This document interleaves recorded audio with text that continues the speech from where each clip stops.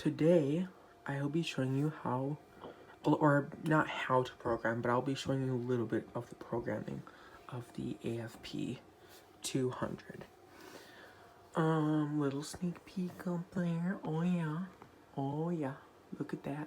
Okay, before we get into the programming and all that actual fun stuff, I'd like to go over some of the terminals and some of like the power stuff.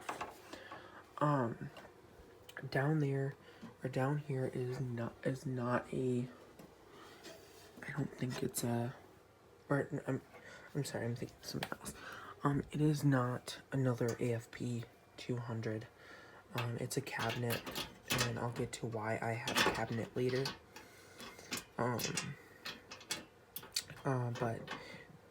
I think, oh, here's another sneak peek.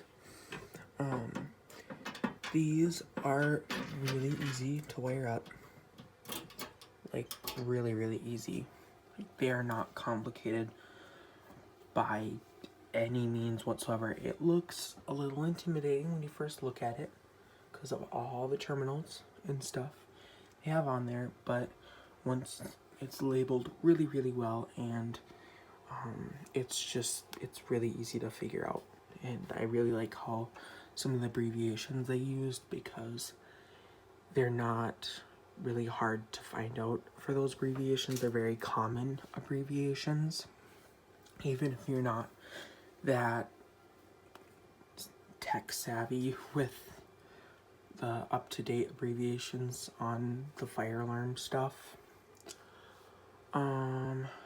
So yeah, so I think overall it's really easy to wire up.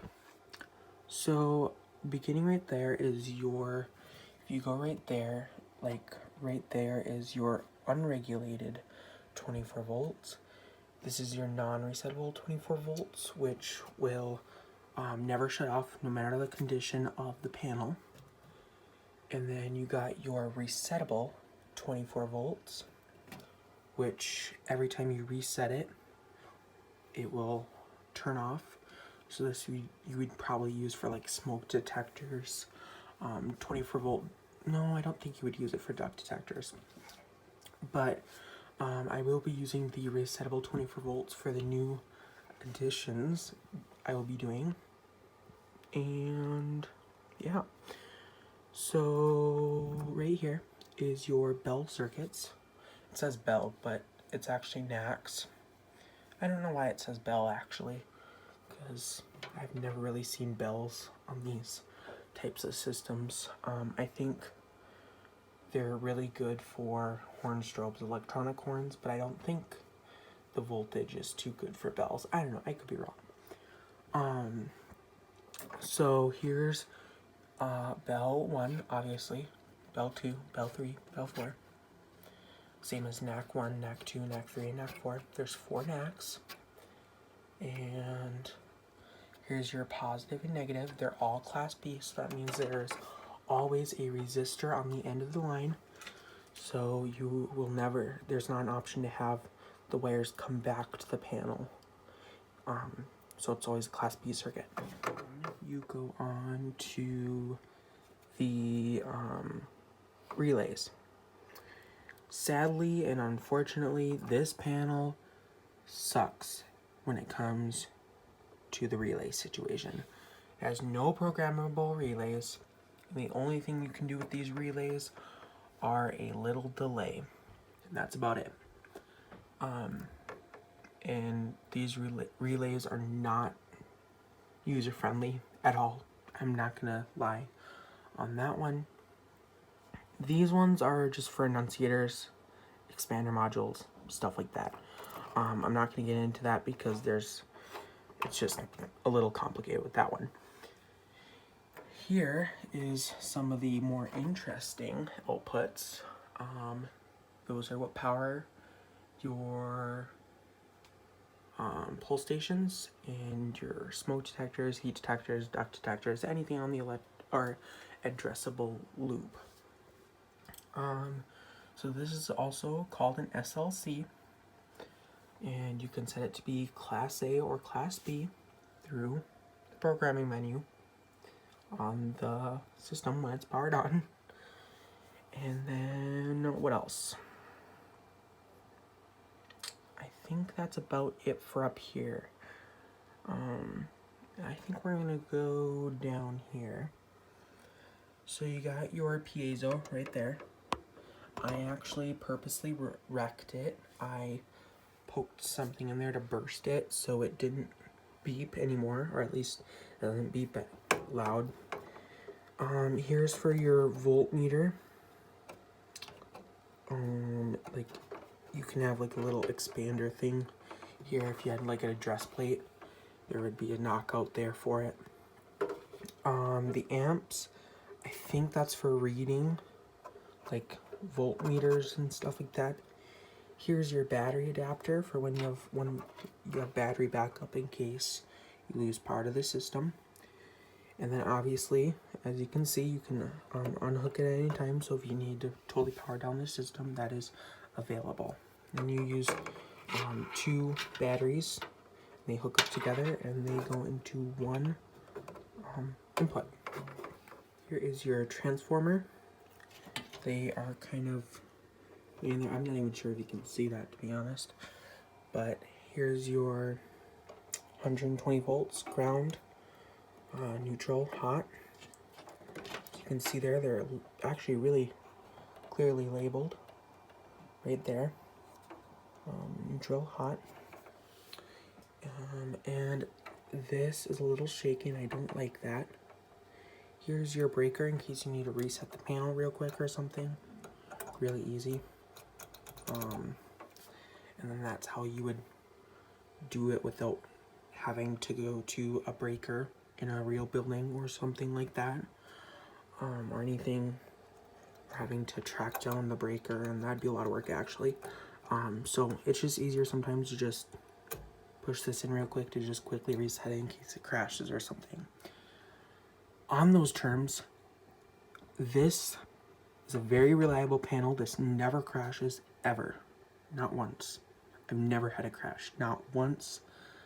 I've never had it restart. I've never had it crash. I've never had it malfunction, not once. Super, super duper duper reliable panel. I love it. If you need a panel that you needed 100% reliability, I actually, by all means, would highly recommend this panel. Like, I can't exaggerate it enough because this is actually this is an amazing panel. Like, honestly. I guess it's probably to the time where we could power this on. So let's power this on. So I'm just hooked up to an extension cord. Here are some wires going down to the basement. Nothing's hooked up yet, as you saw earlier. So nothing will happen. It's all gonna be at the panel because there's nothing hooked up. Only thing that's hooked up is these 2 things. Heard relays. I don't know if you guys heard that, but there's relays clicking. Everything was starting. And then of course all these troubles will come in because the SLC is not on. None of the resistors are on. Nothing's there. So if I were to pull that, that wouldn't do anything here because it's not hooked up. Let's see, what should we start off first? So if it's in a normal condition, which let's pretend that's not there, let's pretend it's blank. It would have a message here. You could have a message, any message you want. You have your alphanumeric keypad right here from the olden days. Just kidding. So yeah, you have your basic functions here: acknowledge, alarm silence, drill and reset. You would hold that down for 2 seconds. Alarm silence you can use to acknowledge as well. I found that really helpful when I want to just silence and acknowledge the alarms at the same time. This is all, I don't even need this button, to be honest. So I don't know why, this was installed in a real building, so I don't know why they put 1, 2, and then 3, because if you do 1, you don't need step 2. So it'd be more like 1, 2, and then 3. Anyways, so with that out of the way, you have your arrow button thingies here. In order to go into programming, you just simply click or press that. And then you would go into there, you'd press 1, and then you'd enter your password. No, this is a personal password, so I'm not gonna share that password. You do have to, it can be less and it can be more. You do have to have 5 characters. Same with the level 1. Actually, we should probably go into level 1 first. I left the level 1 as default. It's 5 ones, as you can see there. And then you can do a whole bunch of stuff. You can clear the history, which I'm not gonna do. You can do a walk test, so when you pull an alarm or activate one, it will set off the fire alarms. It will give a quick test, so it'll automatically silence after a couple seconds. You can change the time, you can disable alarms, or you can clear the version. This, I don't know why they put in level 1. It's basically so you can clear the history, and I'm pretty sure you can clear the time in the message. I think that's what it does. I don't want to find out. So yeah, so if I were to click 5, just for example, you would do that, and then you would be able to click. So like if I wanted to go 8, let's say it was 8:55 a.m. on a Thursday, which actually the time or the date is correct, but I don't think the camera cut out for some reason. Not really sure why. So it was correct actually. So let's go.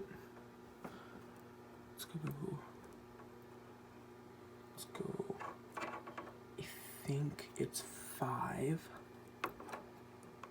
We enter that. And then yeah, so just anytime you want to go back, you press the backspace. So now we're gonna go into programming level, or the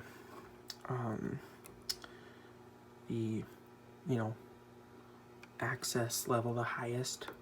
There's only 2, and it's pretty simple. So sadly you can't add, so like let's start with the points first of all. So if you want to add a point, you have to do the auto. You can't add 1 point at a time. And so that also does help when you have to install in a real building and you're adding per se 90 devices. This panel is capable of about, I believe, 99 devices, or at least 100. I know it won't go past 100. So you can do auto, which I'm not going to do because that takes forever, or we can configure a point. How you would do this is, if you want to do a module, you would click the hashtag and then the number, and then you'd press enter. E stands for enter. For the detector, you'd press the star, then the number, then enter. Backspace, in order to exit. And actually it did just time out, because I did leave it, because I did pause for 2 seconds. And that's just a safety feature. And then we're just gonna go back, and then there we go. And then that's for point configure. Password changes the password. That's if you click number 3. Number 4 is the message. I'm not going to show the message because it actually does show something that I don't want you guys to see yet. And then zones, 5. They're zones. So if you had an expander card or expansion to the system, you would, that's why it gives 1 through 89. You can only select 4 right now because there's only 4 necks. And then you can just name them. So if I were to click, I believe O2, let's say zone 02. What else? Special zones. That's an interesting one. You can do pre-signal. You can do the times, like I believe, let's see, I can't remember what this is. Oh, times like the days that you want the zones to be on or off. Very flexible panel. Holidays, so like any days of the year that you want the zones to be on a maybe a lower, I can't think of it, a lower like thing in order to set, or a lower sensitivity, I'm sorry guys. Pre-alarm, and then there's the code, which you would set that to like March time or temporal or California or 2-stage. And that's the only ones it has. It's not a very good range. Then if you went into your what is it? I'm thinking, oh yeah. If you went into your points and then modify, you would click that. Then maybe number 2, for example. You'd go down to these right here, and then you would type in 98. I don't want that, so I'm just gonna set it to 00. And so yeah, let's go back to special zones. So yeah, that's 98. That's special zone programming. And then let's see what else.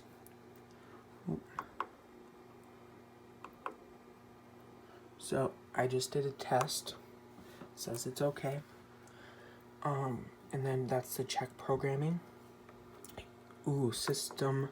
Just go to system, silence inhibit. That's how much time you want it, or after amount of seconds you want it to silence automatically. Auto, I'm not exactly sure what that does actually. Verify for like smoke detectors. If you set it to verify, you can say you want it to verify for 20 seconds. The time set, we're on USA time. Annunciator, no annunciator. And this is all just extra annunciator stuff, this whole line here. If you want your pull stations and stuff to blink, I have it Y for yes, N for no. This is stuff that nobody should mess with. I learned that out the hard way, trust me. So I'm not even gonna explain what that does. 0 for clear. Highly don't recommend that. It would clear every single thing in the panel except your passwords. It would clear all the points, all the names, everything. Same with settings too.